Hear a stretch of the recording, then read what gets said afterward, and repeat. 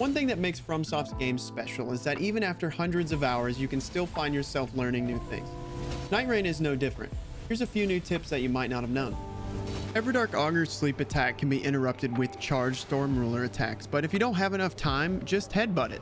Raider is able to use his character skill to avoid the sleep proc. The window is really tight on the standard version, but if you have your character skill charged, the timing is much more forgiving.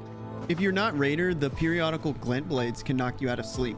Credit to dduked821 here. Revenant's summons could wake you up as well, but you will still take some damage even if they do. While we're on Raider, I want to point out that the Rusted Anchor and the Falling Star Beast Jaw both deal piercing damage. This means that they will deal thrusting counterattack damage and will benefit from any increases or buffs related to counterattacks.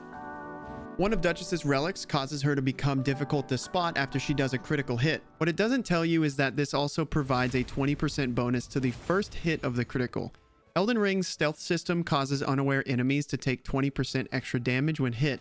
Starting the critical will cause you to go invisible, subsequently making the enemy unaware for a split second. Dagger criticals have 2 points of damage, the initial hit and the finisher.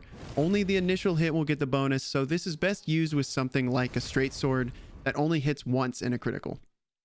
A few relics will boost the attack power of added affinity attacks. This sounds like it might only boost things like Fire Grease, but it also boosts the added damage component like Moonveil's magic damage. It will also increase the damage of the Ash of War like Moonveil's Transient Moonlight.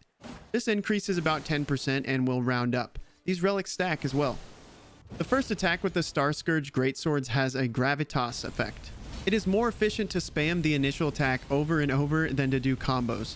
Combine this with the guard cancel trick to increase the speed that you can perform the initial swing.